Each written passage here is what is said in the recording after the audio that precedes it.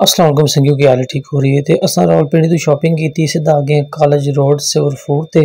सब तो पहले इतने आके असां हथ मुँह अपना धोते हैं तो सफाई वैसे भी निस्मान है। थोड़ी देर बाद असां अगे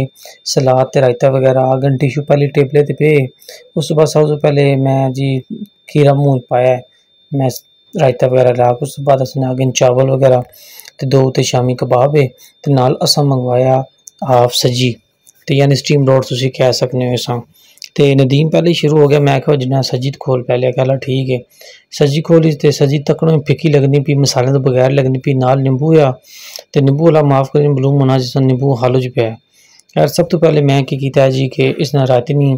चावलों उत्ते एक चम्मच पाइए इस मिक्स करके सब तो पहले बनाने इसकी बाइट तो यकीन करो जैसे ही मैं मूँह पाया तो रायते ना टेस्ट आया चावलों ना कोई टेस्ट नहीं आ।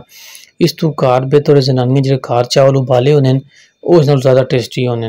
मैं कहा शायद मुड़ के टेस्ट चेंज हो जाए मैं मुड़ के फिर सादा पाया सादी चम्मच वगैरह मैं ट्राई की थी। मैं क्या चेक करने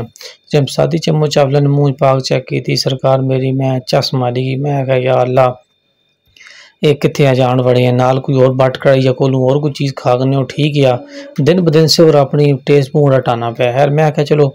कबाब नाल ट्राई करने तो रायता शायता पा के ते रायता शायता पाया कबाब ने एक पीस निका जा तोड़ा नाल चमचा चाड़िया उस जिसे हम उसने चम्मच मुँह पाइए तो मिलना जुलना को टेस्ट बेहतर होया है लेकिन उस तरह नहीं। इस तो अच्छे चावल कार पके होने यार मैं टेस्ट मुँह ना खराब ही टिका रहा तो मैं मुड़ के जब शामी कबाब ट्राई किए यकीन करो शामी कबाब ना हूँ तो क्वालिटी क्वांटिटी ने दो ही कम कर सकते हैं यानी कि टेस्ट हो जा नहीं रहा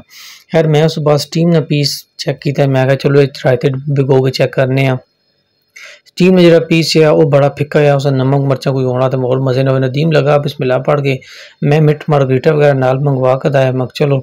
अगम खाने पीने है छोड़ा तो कुछ भी नहीं लेकिन सेवर ऑन ओवर बजट हो गया ओवर एक्सपेंसिव हो गया। टेस्ट को 1930 रुपया इस छोटे जे 8 2 चिकन पुलाव तो हाफ सब्जी 2 मिनट मार्गरीटा